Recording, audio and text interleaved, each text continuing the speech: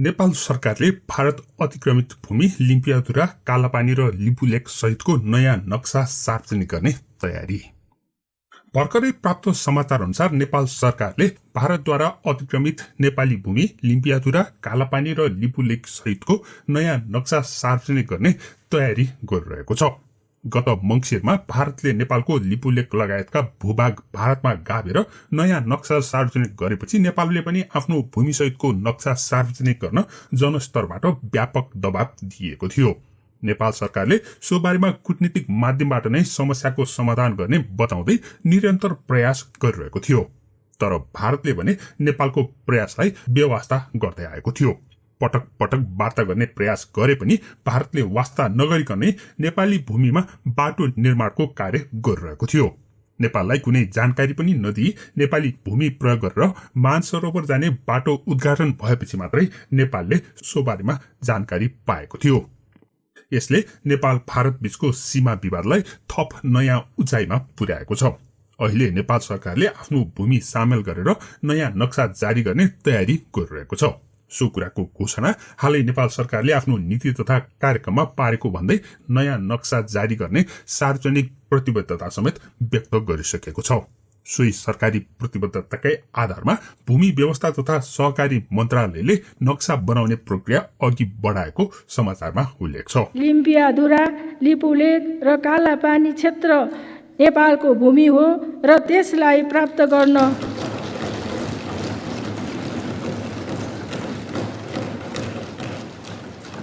यसको लागि जेठ 4 गते नापी विभागले तयार पारेको नक्सा मन्त्री परिषदमा पेश गर्ने तयारी गरिएको कुरा नेपाल खबर अनलाइनले लेखेको छ।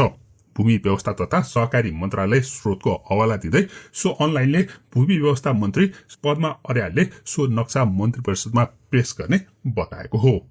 नेपालको हालमा प्रचलनमा रहेको नक्सा र नेपालको संविधानको अनुसूचीमा उल्लेखित राष्ट्रिय नक्सामा समेत लिम्पियाधुरा क्षेत्र सामेल छैन। त्यसैले लिम्पियाधुरा क्षेत्र सामेल गरेको नयाँ नक्सालाई आधिकारिक बनाउनको लागि संविधान नै संशोधन गर्नुपर्ने हुन्छ। बालुवाटारमा बस्ने मन्त्री परिषदले अनुमोदन गरेपछि नेपालको नयाँ नक्सा सार्वजनिक गरिनेछ।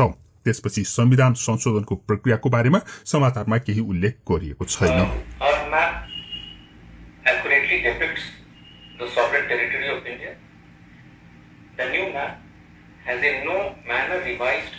यह मार्ग स्ट्रेटेजिक, धार्मिक व ट्रेड की दृष्टि से अत्यंत महत्वपूर्ण है।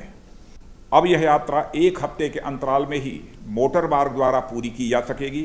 अब इस यात्रा में मेजर ट्रैवल यानी 80% से ऊपर अप्रॉक्सीमेटली 84% यात्रा भारत में और 20% से भी नीचे चीन में ही तय हुआ करेगी। अब प्रश्न उठ्छ के नेपालले नयाँ नक्सा सार्वजनिक गर्दैमा सो भूभाग नेपालको हुन्छ त? के कालापानी क्षेत्रबाट भारतीय फौजहरू हटेर जान्छन् होला त?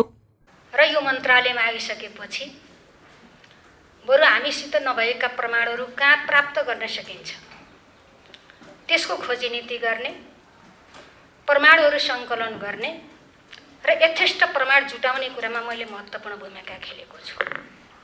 र आज हामी जुनसुकै टेबलमा बसेर पनि आज जुन विवादित भनिएका क्षेत्र छन् ती क्षेत्र नेपालका हुन् भनेर भन्न सक्ने, सब प्रमाण उभिएर वार्ता गर्न सक्ने, टेबलमा छलफल गर्न सक्ने ठाउँमा हामी पुगेका छौँ। अब जहाँसम्म नक्साको कुरा हो, 32 सालको नक्सा हामीले अहिले प्रचलनमा आएको नक्सा छ। त्यो नक्सामा छैन, यो तितो सत्य हो। मैले नचाहेर पनि तितो सत्य यो दुनियाँका अगाडि छर्लङ्ग भएको विषय हो।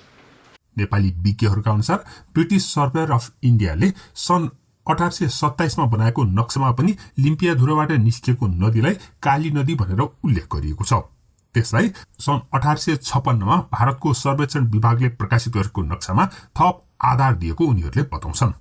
त्यसलाई आधार मान्ने हो भने अहिले भारतीय भागमा रहेको गुन्जी, नाभी र कुती गाउँ पनि नेपालमा नै पर्दछन्। पत्रकार भैरव रिसालले विक्रमसम्म 2018 सालमा आफू ती गाउँहरूमा गएर जनगणना समेत गरेको बताउँदै आएका छन्। त्यसरी नेपालको भूभाग भनेर जनगणना गरेको अनि त्यहाँबाट नेपालले कर समेत उठाएको उक्त भूमिलाई भारतले मिचेको नभएर नेपालले नै लगाऊ भनेर छोडिदिएको रहेछ। त्यसैले त हामीले पढेको र हामीले स्कुलमा बनाएको नक्सामा लिम्पियाधुरा परेको छैन। त्यसरी नेपालभित्र नै रहेको भूभागलाई पछि कसरी भारतमा गाभियो त? जब हाम्रो नक्सामा लिम्पियाधुरा छुट्यो, यो छुटेको पनि कहिले हो भन्ने त प्रश्न छ हामीसित। सन् 1856बाट छुट्याइएको छ। सन् 1856बाट छुट्याइएको छ। सीमा नक्सा प्रकाशित गर्ने काम 2038 सालबाट सुरु भएको छ। अब के कारणले छुट्यो, के कारणले छुटाइयो, यो धेरै बहस छलफल तपाईँ हामीले गरिरहनु पर्छ कि पर्दैन, तपाईँहरू पनि यसमा जानकारी छौँ। त्यो छैन भन्ने कुरा भइसकेपछि म तपाईँहरूलाई स्मरण गराउन चाहन्छु, अझ कतिपय कार्यालयहरूमा, सरकारी कार्यालयमा त्रुटिपूर्ण नक्सा प्रकाशित भयो भन्ने पनि हामीसँग सूचना आयो। त्रुटिपूर्ण नक्सा प्रकाशित भयो भनेपछि हाम्रा प्राविधिक टिमलाई त्यो निरीक्षण गर्न हामीले पठायौँ। निरीक्षण गर्न पठाइरहँदाखेरि त्रुटिपूर्ण भेटियो। त्रुटिपूर्ण भेटिसकेपछि पहिलो नम्बरमा सिंहदरबारभित्रका मन्त्रालय मातहतका कार्यालयहरूका त्रुटिपूर्ण नक्साहरू स्थापित गरौँ भन्ने अभियान पनि म आफै आएर चलाएको। हामीले त्यसलाई स्थापित गरेर जुन अहिले प्रचलनमा रहेको नक्सा थियो त्यो नक्सालाई हामीले सबै ठाउँमा आधिकारिक नक्सा नापी विभागको तर्फबाट प्रमाणित गरेको नक्सा पुर्याउने खालको काम पनि गऱ्यौँ। अनि लिम्पियाधुरासित जोडिएर हामी प्राविधिक टिमसित बस्यौँ, छलफल गऱ्यौँ। त्यसलाई अगाडि बढाउनको निम्ति अब नाप नक्सा त छुटेको छ, नाप्दै जाँदा कालापानीबाट विवाद सुरु भयो। विवाद सुरु भइसकेपछि यसलाई द्विपक्षीय सहमतिको आधारमा अगाडि बढाउनुपर्छ भनेर फर्केर आए टोली। आइसकेपछि आजका दिनसम्म राजनीतिक सहमति, कूटनीतिक टेबलमा बसेर छलफल गरेर टुङ्गो गर्ने कुरा भएन। त्यसपछि त्यो कालापानीदेखि माथिको भाग अहिलेसम्म नाप नक्सा पनि भएको छैन। त्यो साँचो कुरा हो, एउटा कुरा। अब दोस्रो कुरा अन्तर्राष्ट्रिय मान्यता हो। सीमा नक्साको निम्ति दुई देशको सहमति हुनुपर्छ। एकपक्षीय रूपमा प्रकाशित गरेको नक्सालाई मान्ने हुँदैन भन्ने छ। जुन असोजमा इन्डियाले प्रकाशित गर्यो हामीले मानेका छैन, त्यो हाम्रो भूमि हो भनेर हामीले भनेकै छौँ। अब त्यस्तै उसले पनि हामीले गर्दा नमान्ला, तर त्यो गर्दा गर्दै पनि जब तथ्यले प्रमाणले, यसका दुईटा चिज हो। एउटा कुरा भनेको सांस्कृतिक हिसाबले हामीले हेर्ने इतिहास हाम्रो पक्षमा छ, तथ्य प्रमाण हाम्रो पक्षमा छ। तथ्य प्रमाणको आधारमा, इतिहास हाम्रो पक्षमा भएको आधारमा हामीले यो जग्गा हाम्रो हो, यो भूमि हाम्रो, हामीलाई चाहिन्छ, हामी छोड्दैनौँ भन्ने नेपालको क्लेम। अब दोस्रो कुरा भनेको अगाडि मान्य सदस्यले चर्चा गरे जस्तै त्यति भइसकेपछि टेबलमा बसेर प्रमाण राखेर सहमति हुँदा सहमति अनुसार गयो। सहमति भएन, कुनै पनि हालतमा इन्डियाले त्यसमा आफ्नो पनि क्लेम छोड्ने स्थिति बनेन भने उपचार भनेको लामो समय लाए पनि जे लाए पनि कानुनी उपचारै हो, अन्तर्राष्ट्रिय अदालतमा उभिने कुरा हो। त्यसमा युएनएनको अब सम्झौता बडापत्रमा के छ भन्ने पनि हामीले प्रश्न हेरेका छौँ। त्यो हुँदा यो दुईवटा भन्दा अरू कुरा छैन।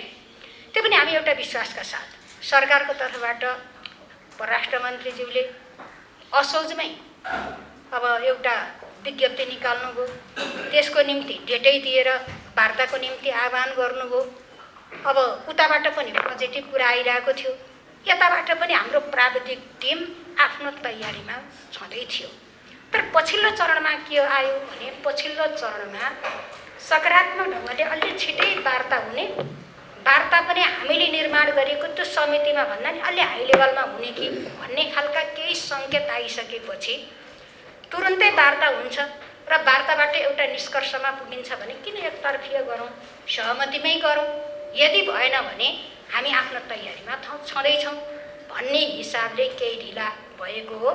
मैले अगाडि यस्तै मिटिङमा यही समितिमा आएर पनि यो कुरा हामी काम गर्दैछौँ, प्राविधिक टिम क्रियाशील छ भनेकै थिएँ। अरू ठाउँमा पनि मैले सार्वजनिक रूपमा यो अभिव्यक्ति दिएकै छु र आज पनि हामी प्राविधिक हिसाबले काम गरिरहेको सन्दर्भमा आफ्नो तयारीमा सरकार छ, हामी छौँ। तर एकपटक वार्तामा बसेपछि वार्ताको वातावरण के बन्छ भनेर कोरोना सङ्क्रमण अगाडि नै वार्ता बस्ने परिस्थिति देखिएको अवस्थामा मात्रै थोरै ढिला भएको, अब हिजोदेखिका अस्तिदेखिका घटनाक्रमहरू, इन्डियाको प्रतिक्रिया यहाँले थाहा पाइसक्नु भएको छ। यो कामको निम्ति सरकारलाई यो समितिले पहिले नै निर्देशन गरिसकेका छ, अरू समितिहरूले पनि निर्देशन गरिसकेको छ। त्यो हामीले हेक्का राखेकै छौँ, ध्यानमा राखेर काम गरिरहेकै छौँ। मैले यो विषयमा अहिले यति राख्न चाहन्छु। धन्यवाद। यो बारेमा तपाईँ के भन्नुहुन्छ कृपया कमेन्ट गर्नुहोला। धन्यवाद।